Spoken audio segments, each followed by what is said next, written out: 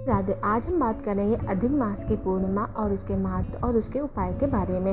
शास्त्रों में अधिक मास की पूर्णिमा का बहुत अधिक महत्व बताया गया है। पुरुषोत्तम मास भगवान विष्णु को समर्पित मास है। अधिक मास की पूर्णिमा के दिन लक्ष्मी नारायण की पूजा की जाती है। इस दिन व्रत, पूजन, यज्ञ, हवन, दान, पुण्य और नदी या अन्य तीर्थ स्थानों पर स्नान आदि का विशेष महत्व होता है। इस दिन किए गए दान का पुण्य फल अधिक गुना मिलता है। इस वर्ष अधिक मास की पूर्णिमा का व्रत 1 अगस्त 2023 दिन मंगलवार को किया जाएगा। पुरुषोत्तम मास की पूर्णिमा का महत्व। पुरुषोत्तम मास की पूर्णिमा पर सूर्योदय से पहले पवित्र नदी या तीर्थ स्थान या त्रिवेणी में स्नान करने से महान पुण्य की प्राप्ति होती है। इस दिन अपने पूर्वजों के निमित्त दान आदि करने या उनके तर्पण करने से उन्हें शांति मिलती है। पुरुषोत्तम मास में किए गए पुण्यों का कई फल कई गुना होके मिलता है। पुरुषोत्तम मास की पूर्णिमा के व्रत एवं पूजन से सारी मनोकामनाएं पूर्ण होती हैं। जातक को समस्त प्रकार के भौतिक सुख प्राप्त होते हैं। धन, धान्य, सुख, समृद्धि और ऐश्वर्य में बढ़ोतरी होती है। अविवाहित युवती या अविवाहित युवक द्वारा इस व्रत को करने से उनकी कामना के अनुसार योग्य, सुंदर, सुशील, गुणवान, मनचाहा जीवन साथी प्राप्त होता है। इस दिन व्रत एवं पूजन करने से माँ लक्ष्मी और भगवान विष्णु की कृपा प्राप्त होती है। साधक संसारिक सुखों को भोगकर मृत्यु के उपरांत उत्तम लोक को प्राप्त करता है। पुरुषोत्तम मास की पूर्णिमा की पूजा व्रत। अधिक मास की पूर्णिमा का व्रत स्त्री पुरुष दोनों ही कर सकते हैं। इस दिन व्रत करने वालों को प्रातःकाल सूर्योदय से पूर्व उठकर घर की साफ सफाई करके स्वयं स्नान नित्य क्रिया से निवृत्त होकर स्वच्छ वस्त्र धारण करने चाहिए। यदि संभव हो तो बिना सिला पीले रंग का वस्त्र धारण करें, फिर उगते हुए सूर्य को जल चढ़ाएं। अगर शुभ मुहूर्त हो तो यह पूजा दोपहर से पहले के मुहूर्त में करना श्रेष्ठ माना जाता है। पूजा स्थान पर स्वच्छ करके एक चौकी स्थापित करें। उस पर कोरा, नया, बिना इस्तेमाल किया हुआ लाल या पीला वस्त्र बिछाएं।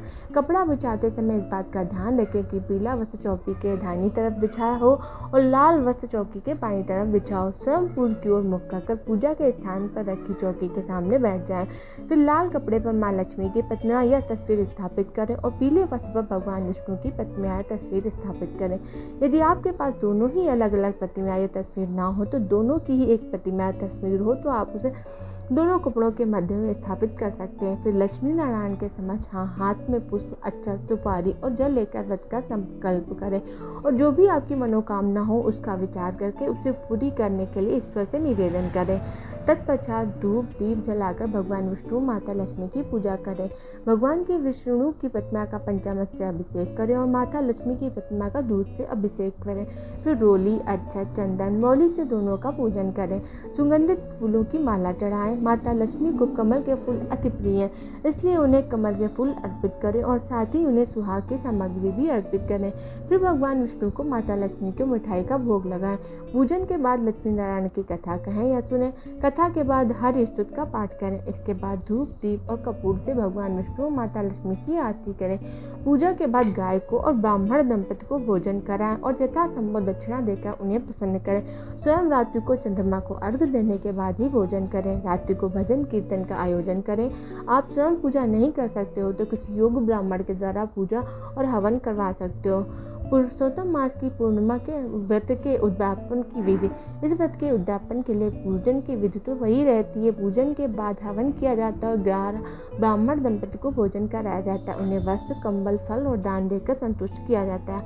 अधिक मास की पूर्णिमा पर दान का महत्व।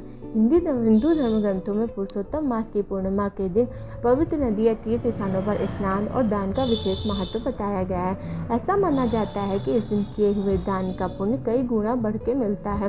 इस दिन जरूरतमंदों को दिए गए दान से अर्जित पुण्य अक्षुण्ण रहता है, उसका कभी भी क्षय नहीं होता है। इस दिन स्नान, दान, जप और तप करने से मनुष्य के जीवन के समस्त कष्टों का नाश हो जाता है। उसे संसार के सभी सुख की प्राप्ति होती है। मृत्यु के उपरांत उत्तम लोक की चला जाता है। लक्ष्मी नारायण की पूजा के बाद ब्राह्मणों को भोजन कराना चाहिए और उन्हें यथासंभव दान दक्षिणा देकर संतुष्ट करना चाहिए।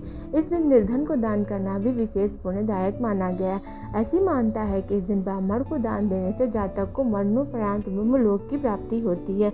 इस दिन पितरों के निमित्त आपको जो भी दान देते हैं वो जिस भी लोक और योनि में है वहाँ उन्हें प्राप्त होता है। इससे उन्हें संतुष्ट होती है और वो प्रसन्न होते हैं। इसलिए इस दिन पितरों के निमित्त किए गए दान से जातक को पितरों का और अन्य देवी देवताओं का आशीर्वाद मिलता है। धन संबंधी सभी परेशानियों को दूर करने के पूर्णमासी के उपाय।